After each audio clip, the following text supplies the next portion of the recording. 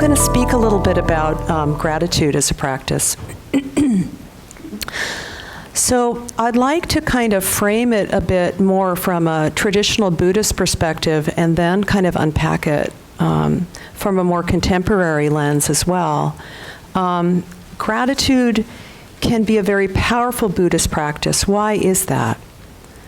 So when we're practicing and when we're meditating on this path, what we're doing, as we just did, is we're really turning our awareness to our mind, to understand and to liberate the mind, to investigate the mind. Ooh, tricky stuff, right? Not easy to do. We're really turning inward, and in doing so, we're realizing that this is the Buddha's great insight among many, that it is the attitude of the mind. It is the state of the mind that is the direct cause of our experience. This is what is truly conditioning our experience, is where our mind is at. Does this resonate? Often we miss it. We don't see that that is the truth. And the Buddha really made it clear, and when we start to practice in this way, we start to wake up to the truth that it's not what's happening. It's how we are with it that determines whether we suffer or whether we suffer less. Does this make sense, everyone, what I'm saying here? So gratitude, by its definition, is a wholesome mind state. It's an attitude of the mind that can really alleviate our suffering. It's the capacity to, in the present moment, to appreciate and to really linger with and soak in what's okay. Like what we kind of did when we just practiced, noticing the body. To really notice what's okay. And this really brings great balance to the heart-mind. And also, and this is what I'm going to kind of turn into, it can be a real powerful practice as a kind of pivot point in any moment into an experience of transformation. Now, what is this pivot point about? So that's what we're going to kind of move into. This pivot point is really about gratitude, and this is how I love to practice gratitude in the flow of my life. It really is this understanding that gratitude can be a very powerful antidote to what is called the hindrances. Are you all aware of the hindrances? Very classic. Who has, with just a show of hands, just so I can see. Is anyone here aware, familiar with the hindrances? It's kind of very classic. These are reactive, unwholesome mind and heart states that where it's called being under the influence. Isn't that? It's like being on a drug or something. It's very graphic, right? That can really undermine and take over our experience and, of course, then dictate whether we're suffering or not, right? So now there's 5 classical hindrances, but I'm really only going to focus on 2 primarily for the purpose of exploring gratitude as an antidote. And the 2 main ones are, and maybe you've heard these, greed and aversion. Do you guys know, have you heard about these reactive states of mind? How many of you are familiar with them? This is a situation when something is here, this is aversion, but you do not want it to be here, you don't like it. Who knows what that feels like in the mind, right? And greed is wanting something that's here that's not here. Who knows what that feels like? Really wanting something, yeah. So it can really take over. These are corrosive, and we really, with hindrances, we're on the lookout for them. From a meditative perspective, we're exploring our mind and we're seeing, are these present? Because when they are, we suffer. Would you agree that they can really be the cause? So the hindrances, as I was saying, I want to just go into just a little bit because I'm going to unpack this before I go into gratitude as an antidote. they can really feel very, like they have a certain quality in our experience. You know, being under the influence, does that resonate for you? Do you feel like that they kind of hijack your mind? Do you feel that way? So how it feels for me when they're active, it feels to me like being in a trance a lot of the time. Do you know what I mean by that? It can really take over your whole mind. It can really distort your view of what's happening, right? And so what we're doing is we're trying to find ways as antidotes, such as gratitude. We want to break this trance. We want to break this spell. We want to pop this bubble, okay? That's kind of energetically how it feels. So when we talk about the hindrances, now the Buddha would probably love this, but I want to kind of, in order for us to understand more deeply how profoundly important it is to find antidotes for these mind states, it's really good sometimes to kind of pull back and to move into the present day and to think about from a neuroscience lens. And often the hindrances, you could say from a neuroscience perspective, can also be kind of considered to be what's called the negativity bias in the mind. How many of you heard this phrase? It's kind of very common in neuroscience. You might have read about it. It's often linked to mindfulness. I'll talk about that. So the negativity bias is basically the mind's tendency to really only focus on what's wrong. Does that resonate that we tend to go there most of the time? It's like we're wired to worry. Would you say that's true? It is true. And I think the Buddha the Buddha is so brilliant that the Buddha was able to see this without any EKGs. It's pretty unbelievable. No, it really is. Because the negativity bias is an expression of what's called the default mode network in the brain. And this was a recent discovery in the 80s, where they found in the midline region of the brain, there was a collection of brain regions that kind of work in a certain way. The default mode network basically has three main functions. So I just want to break this down just a little bit because it really points to what we all struggle with and what the Buddha was really pointing to. One is that the negativity bias and the default mode network, its function is to focus and be kind of preoccupied with the future. Really kind of casting out in anticipation of any potential threats that could be on the horizon. Do you feel me? That we're looking out for what could be wrong in the future. Okay, that's where the mind tends to go a lot. It also tends to go into the past, into rehashing what has happened in the past that's been bad or wrong, in the hopes that we don't do it again, right, to prevent it from happening again, right? And so it's all about the future and the past. Does this ring true for the way your mind works? Yeah, it's the way it is for all of us. We're hardwired this way. I'll explain a little bit. But the third element of the default mode network is that it also is very preoccupied with the construction of a self, an autobiographical self. It's basically that, all that activity that is about the story of me. Do you know what I mean by that? Yeah? So what could be a better recipe for suffering than the default mode network, which is all about the future, what could go wrong, all about the past, what's been wrong, right? And this concept of me, this selfish concept of me.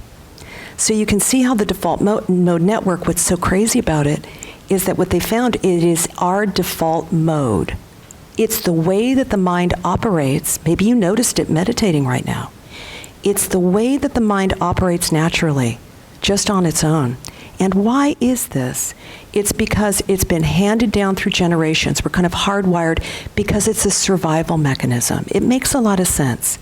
It keeps us on our toes because we're kind of watching out for what could go wrong, right?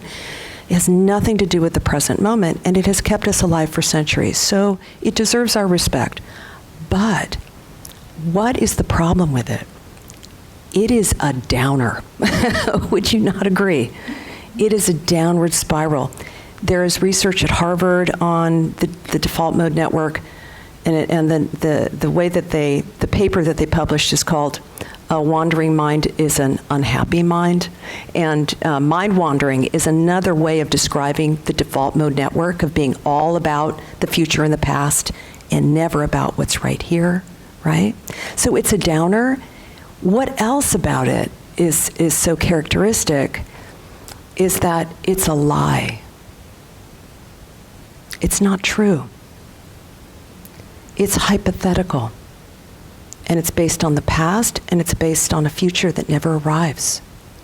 And I think there's a quote by Mark Twain. He said, "My life is full of terrible misfortunes, all of which have never happened." Does that get at this lie? Does it pop the bubble for you a little bit? Does it break the trance for a moment when I say that? Yeah, it does, right? We wake up. It's like an experience of waking up. The Buddha often said that's what we're doing is we're waking up. And what's so interesting about the default mode network and why mindfulness and Buddhism has become so popular, meditation, is because one of the only things that deactivates the default mode network is what? Mindfulness.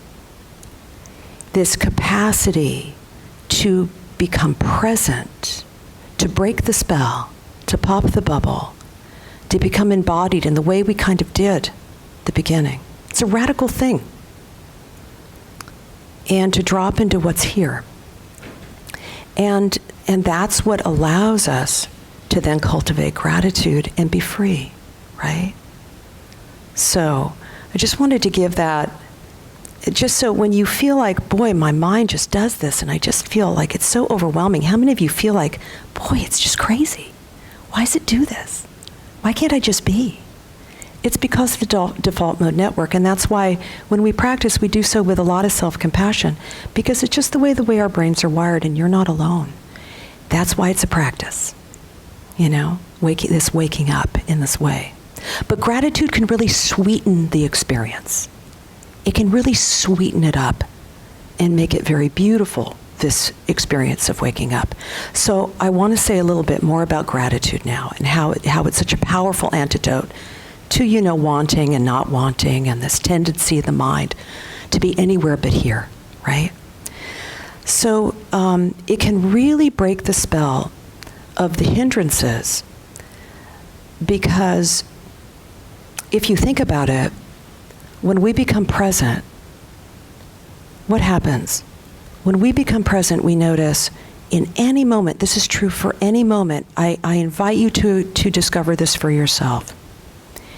In any moment when we can kind of wake up in this way and become more present in our experience, we notice that it's not all bad. It's really not all bad. The negativity bias is lying to us. It's actually, do you hear what I'm saying? Like, let's just take this moment right now. It's really lovely that we're all sitting here together. This is really cool, right? You're healthy enough to be here. Something brought you here that wants the best for you deep down, and you've listened to it. You've tapped into this, and you're supporting that. There is a lot to tune into. Hey, the sun came up today. It did, right? And it's a beautiful day. The weather's been beautiful, hasn't it? It's not always like that. So it allows us to be present with the truth that it's not all bad. And from there, our gratitude practice can really start to become part of our lives, part of our reality, because reality is that there's a lot of good. And gratitude practice is a kind of mindful practice of literally waking up from the trance of the default mode network, becoming present, and literally just in this organic and very natural way, just sitting back and taking in the good. And when we become present, when we take in the good, it's not a hypothetical. We really drop down into our whole body, into all of our senses, taking in the good, really noticing what's okay in, the taste, the smell, touch, everything. Letting it be a full orchestra of goodness in our senses. it really starts to change. And what we found with gratitude practice in this way, and maybe some of you have experienced this for yourself, when people really make a practice of every day of noting and appreciating what's good, guess what happens? Because of neuroplasticity, the default mode network shifts, and it starts to shift more into reality, more into truth, more into present moment awareness, and being able to harvest the good. So, with greed, think about it. When I'm caught in the hindrance of greed, boy, it is really being under the influence. It really is strong. We can be really carried away by these hindrances. I notice it. I notice how much it causes me to suffer. It's like a disease. Kind of eats me from the inside in a way. And I wake up and I become present. I kind of wake up in that way. And what's beautiful about gratitude is an antidote for greed, wanting something that's not here right now, wanting something else, is that when you really stop and then take in the good in this very organic way, what happens, it breaks the spell, and you start to land into a felt sense of abundance. No, actually, it's really okay. There's a lot here. I'm missing everything. Wait, it's right under my nose. Oh my God, it's okay right here. And it breaks the spell. Do you feel how this can be? And suddenly it doesn't have a hold on us like it did before, because we're landing into the reality that there's a lot here that's really beautiful, that's okay. The more ordinary, the better.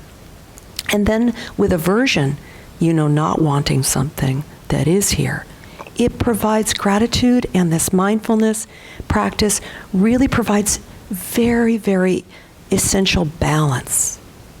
In that, yes, there's something that's here that I don't like or want for whatever reason. But wait a minute. Gratitude and mindfulness allows us to expand our awareness, to see beyond just what's bad or not wanted or painful, into all else that might be, that's beautiful here. Remember, it's not all bad, right? Don't you agree that that's true, that it's not all bad? When you really allow yourself to know. So it brings this balance. And not only that, I want to go a little step farther with gratitude. And you can tell me if this resonates for you or not. In that gratitude is very powerful practice, also really turning directly into those experiences that are challenging, that are painful, that are hard, and allowing us to see that there might be a silver lining, that there might be some meaning, some deep growth here, that there might be light at the end of this really dark tunnel. And how many of you have had really challenging experiences? Everyone here, right? And from those experiences, how many of you are kind of, in a strange, ironic way, grateful that those things happened because it made you who you are? That it's where you really grew, that you really found out what you were, other people around you were really about.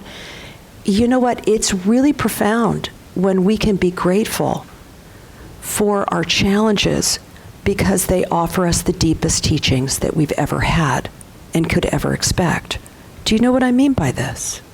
So, and I'll just say this and share this with you, that for 10 years I have worked with cancer patients at UCLA, Center for Oncology, leading mindfulness groups with cancer patients. Now, you would think that this would be such a downer. But you know what? By breaking the spell of the negativity bias, by really dropping into reality, and with the diagnosis of cancer, there's such a profound waking up, and maybe some of you know what I'm talking about, okay? You really start living. You don't put anything off anymore. You go for it. You drop all the BS. Do you hear me? You let it go, and you start to live. You start to love. And so what was so fascinating about this group that lasted for years and years is that we would practice gratitude, go around, and everyone would share what they're grateful for. And guess what they all said? Can you guess? They were grateful that they got cancer. Now, I would cry. But they said it so profoundly and so emphatically because it made their lives truly amazing. They woke up. They woke up and they started living. Isn't it amazing? So I just want to say that gratitude can go into those dark places too. That it can be a radical practice in that way also. You know, gratitude's not considered a Brahma Vihara. Maybe you guys know the Brahma Viharas, these heart qualities, such as loving kindness, sympathetic joy, equanimity, and compassion. These are also really, because they're wholesome. Remember, these are wholesome heart mind states that we that we actively cultivate. Because why? Because they alleviate our suffering. They're a quality of the mind-heart that allows us to be with whatever's happening in our lives. But remember, it's the attitude of the mind-heart that matters, not what's happening. So it's a wholesome cultivation. We can be free no matter what's happening from the inside out. Now, gratitude is not considered one of these Brahma Viharas classically, but I almost want to place it right there as one of these profound practices for the heart-mind that alleviates our suffering, and as I said, is a pivot point for transformation and liberation in any moment of your life. Any and every moment. Think of the potential. Yeah? So Brahma Viharas are considered boundless, limitless. You know, they have this really profound, and Brahma Viharas connect us all to each other. We start to move into interbeing. And I think gratitude has that capacity too, like loving kindness, like compassion. You know, we start to, when we're more grateful, we start to feel more connected and more available to others. So I love this quote from Lao Tzu. He says, when you realize that nothing is lacking, the whole world belongs to you. Isn't that beautiful? When you see the feeling of connection and wholeness that you move into, when you realize and drop into the truth that maybe there's nothing lacking. And I'll say that gratitude also maybe flows into your meditative path. I just want to share a little story, a little Buddhist story, and then I want to open it up to questions and sharing. It's a really great story because it kind of follows on that Lao Tzu quote. Perhaps where we are is amazing, and you know, from a Buddhist perspective,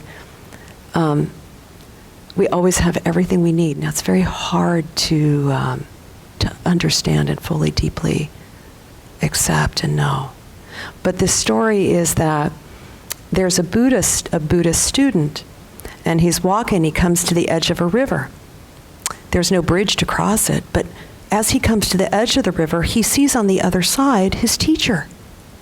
And he gets so excited, and he sees his teacher, and he waves to his teacher, and he says, "How do I get to the other side?" And the teacher calls back to him, "You are already on the other side." It's such a paradoxical practice, this Buddhist practice, that you're already here. You're already here. And gratitude is a kind of beautiful natural practice that starts to help us know that in every moment, the truth of that, in a very simple, gentle, natural way. Does this make sense, everyone? I would say it brings us home into more and more truth. And it's so wholesome. It's such a wholesome mind. It's so non-reactive and real that, you know, it really alleviates our suffering. At least for me, it does quite a bit.